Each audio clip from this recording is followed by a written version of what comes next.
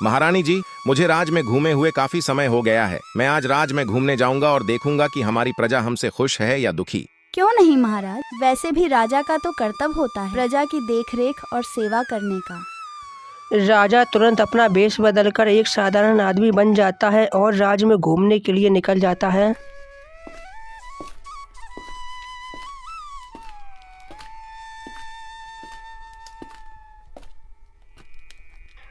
चलते चलते राजा काफी आगे निकल गया था, लेकिन तभी वो देखता है कि सामने दो आदमी आपस में बहस कर रहे हैं।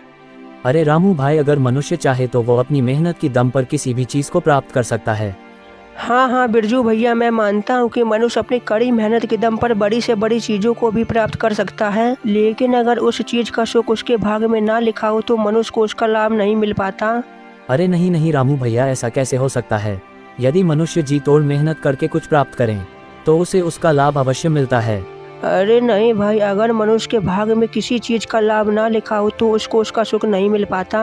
अच्छा चलो इस बात को यहीं खत्म करो। मैं तुम्हें बताता हूँ, मेरे अंदर इतना ज्ञान है, मैं तुम्हें किसी भी मरे हुए प्राणी की हड्डी को देखकर ये बता सकता हूँ कि वो हड्डी किस प्राणी की है और उसकी मृत्यु कब हुई थी।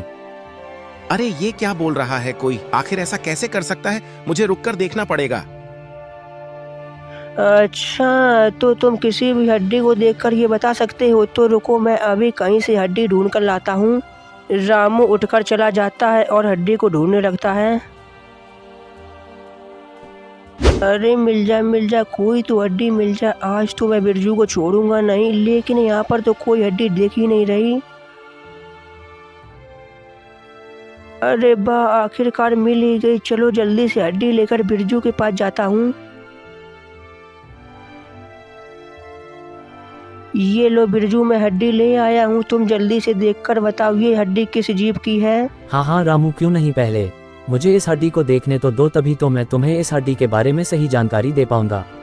बिरजू तुरंत हड्डी को अपने हाथों में ले लेता है और हड्डी को गौर से देखने लगता है। किसकी हो सकती है ये? रामू भाई, ये हड्डी एक हिरण की है जिसकी मृत्यु 6 वर्ष पूर्ण हो चुकी थी। बिरजू की ये बात सुनकर रामू चौंक जाता है। अरे ये कैसे हो सकता है? तुम इस हिरण के बारे में कैसे बता सकते हो? लेकिन मैं ये कैसे मान लूं कि ये हड्डी हिरण की है? इसका कोई प्रमाण है क्या तुम्हारे पास? रामू भाई, मैं खुद इस बात का प्रमाण लेता हूँ कि ये हड्डी एक हिरण की ही थी।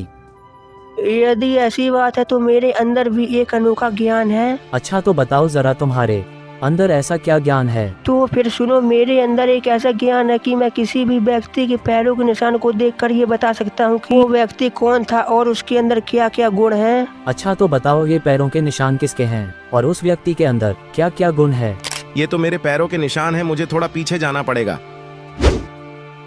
मेरे विद्या के अनुमान से ये निशान जरूर किसी महाराजा के हैं जो अपनी प्रजा से काफी ज्यादा प्यार करता है और उसके अंदर तो मानो गुणों का भंडार पड़ा हो। तो फिर देर किस बात की है? चलो जल्दी से इन पैरों की निशानों को देखते हुए चलते हैं और अपने आंखों से देख लेते हैं ऐसे महान पुरुष की महानता। इतना बोलकर दोनों ही पैरों के निशान के पीछे जाने लगते हैं। अरे रामू भाई, ये पैरों के निशान तो यहीं तक बने हुए हैं और आगे तो कोई दिखाई भी नहीं दे रहा है। अरे नहीं बिरजू भैया, जरा उधर देखो। उस आदमी को लगता है कि ये पैरों के निशान जरूर उसी के होंगे। चलो उसके पास चलकर पूछते हैं। अरे भैया, क्या तुमने यहाँ से किसी को जाते हुए देखा है? अरे नहीं भैया, मैं तो यहाँ पर सुबह से लकड़ी काट रहा हूँ, लेकिन यहाँ से तो कोई नहीं गुजरा है। लकड़हारे भैया, क्या तुम मुझे बता सकते हो कि ये पैरों के निशान क्या तुम्हारे हैं? हाँ भैया, ये पैरों के निशान तो मेरे ही हैं। रामू भैया सुना क्या, ये पैरों के निशान तो इस लकड़हारे के हैं, लेकिन आप तो कह रहे थे कि ये पैरों के निशान किसी महान राजा के हैं। हाँ बिरजू भैया, मैं भी यही सोच रहा हूँ कि आखिरकार मेरे द्वारा पढ़ी हुई विद्या गलत कैसे हो सकती है। अरे ओ लकड़हारे भैया, तुम ये काम कब से कर रहे हो? लेकिन भैया, तुमको इतनी कड़कती धूप में लकड़ियाँ काटने का काम बेकार नहीं लगता? तुमको कष्ट नहीं होता है क्या? क्या बताऊं भैया, मैं इस काम को बचपन से ही कर रहा हूँ, इसलिए मुझे इस काम से कोई परेशानी नहीं होती। अरे नहीं, मेरे द्वारा पढ़ी गई विद्या बेकार नहीं हो सकती। मैं अपने राज के राजा के पास जाऊंगा और उनके पैरों के निशान को देखूंगा कि आखिरकार उनके पैरों में भी यही निशान है कि नहीं। चलो मेरे साथ।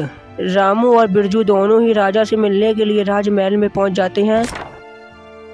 अरे भाई, तुम दोनों कौन हो और हमारे राजमहल में कैसे आना हुआ? तुम दोनों को कोई समस्या है क्या? अच्छा चलो, पहले अपना नाम बताओ। महाराज हम दोनों मित्र हैं और हम दोनों आपके ही राज्य में रहते हैं।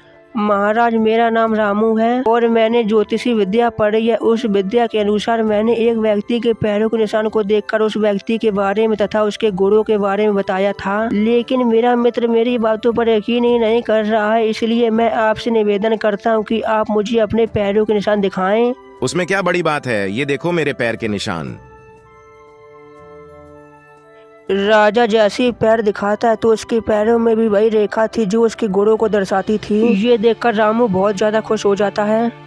अरे देखो देखो बिरजू, ये तो वही सारी रेखाएं हैं जिनके बारे में मैंने पढ़ा हुआ था। हाँ हाँ रामू, लेकिन मैं ये कैसे मान लूँ कि वो पैरों के निशान भी किसी राजा के थे? बिरजू, रामू ठीक बोल रहा है। वो उस दिन तुम दोनों से जो मिला था वो मैं ही था और वो पैरों के निशान मेरे थे। लेकिन मुझे एक बात समझ में नहीं आई। बिरजू, तुमने हड्डी देखकर ये कैसे बताया कि वो हड्डी एक हिरण की है और उसकी मृत्यु 6 वर्ष पूर्ण हुई थी? महाराज ये बात मुझे पहले ही पता थी कि आज से 6 वर्ष पूर्व वहाँ एक हिरण घास खा रहा था। तभी शेर ने हमला करके हिरण को अपना शिकार बना लिया। मैं ये सब पेड़ पर चढ़कर देख रहा था। उस जगह पर सिर्फ हिरण की हड्डियां पड़ी है। ये बात मैं पहले से ही जानता था, इसलिए मैंने ये बात रामू से कही थी। अच्छा तो ये बात है, लेकिन मुझे तुम दोनों की एक बात अभी भी खटक रही है। क्या महाराज, मुझसे कोई भूल हो गई है क्या महाराज? नहीं नहीं, तुम दोनों से कोई भूल नहीं हुई है। तुमने कहा था दुनिया में मनुष्य अपनी मेहनत से सब कुछ प्राप्त कर सकता है, लेकिन तुमने कहा था दुनिया में मनुष्य अपनी मेहनत से सब कुछ प्राप्त तो कर सकता है, लेकिन अगर उस मनुष्य के भाग्य में उस चीज का सुख ना लिखा हो तो वो चीज उस मनुष्य को नहीं मिल सकती। हाँ हाँ महाराज, ये बात सोचकर तो हम दोनों परेशान हैं। अब आप ही बताइए कि क्या सत्य है और क्या असत्य। हाँ हाँ क्यों नहीं, मैं तुम्हें इस चीज का जवाब जरूर दूंगा, लेकिन उसके लिए मुझे कुछ दिन और चाहिए। अभी तुम यहाँ से जाओ, जब मुझे इसका जवाब मिल जाएगा तो मैं तुम दोनों को अपने सैनिकों से बुलवा लूंगा। इतना सुनकर वो दोनों ही वहाँ से चले जाते। अब राम राम भाइयों।